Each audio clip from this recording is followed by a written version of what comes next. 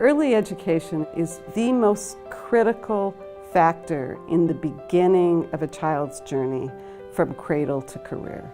We know that there's a strong correlation between early childhood literacy and graduating from high school and going on to further their education and get good careers. Only 40% of our third grade kids are proficient in reading and writing. That's our future workforce. If we can invest our time, our effort, our resources very early in a child's life, the return on our investment is going to be huge. We have several evidence-based programs in our community that we know make a difference in helping children read at third grade. Our own program, My Summer Library, here at United Way, gets support through the Business Breakfast effort to make sure that children get the support they need to read by third grade. At Helios Education Foundation, we are longtime partners of the United Way of Tucson and Southern Arizona and are proud sponsors of the Business Breakfast. Early childhood educators are critically important to the field of early childhood education. It's about the exchange between the adult in the classroom and the child. They create that curiosity and the motivation that allows the child to engage in critical learning throughout their educational journey. The Literacy Champion Award was born 3 years ago with the idea that it is important for us to celebrate the teachers in the classroom who are doing the important work of not only introducing reading to students, but helping them find a love of reading. And so if the businesses are able to really invest in these children and their love of reading, there's no limit to where our community can go.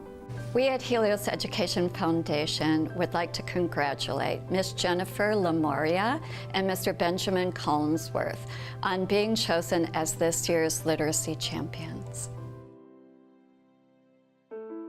This year I nominated Jennifer Lamoria. She's one of my second grade teachers, and Ms. Lamoria inspired me to nominate her for her creativity in the classroom and the ways that she incorporates literacy in so many different ways.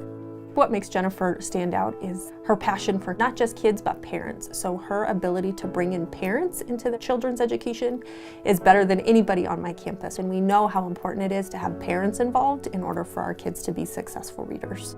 I love to do the STEM projects with my reading, so whenever I incorporate books or different subjects, I'll do breakout activities where they can really enjoy their passions.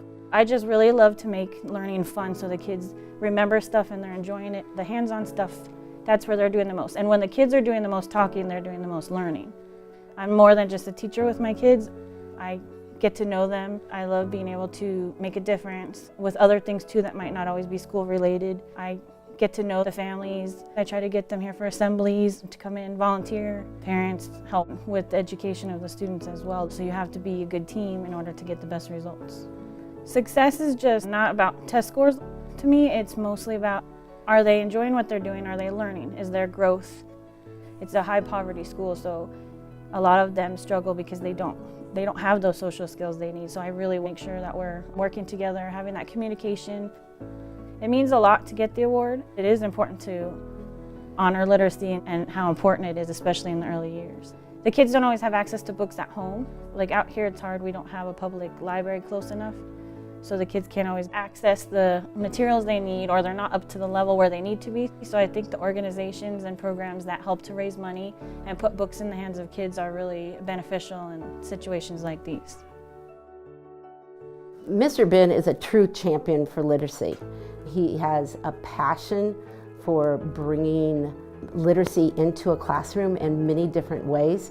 He's dedicated to always providing new stories for kids, whether it's through song, whether it's through dance, whether it's reading a story. He's number one on providing that drama that makes the books alive for kids. The motto that I like to live by is, instead of reading aloud, read alive. I really like to think about, how can I really make this story come to life? How can I make it come off the page?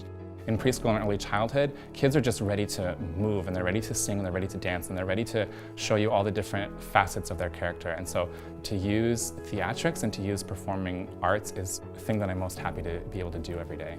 We'll read a book, we'll figure out the story, we'll figure out the characters, and then we'll do it, we'll take it on, and it comes to life. And I've seen kids with books that I read before just do it on their own. They just really get the idea of what it means to use performance as a means of literacy.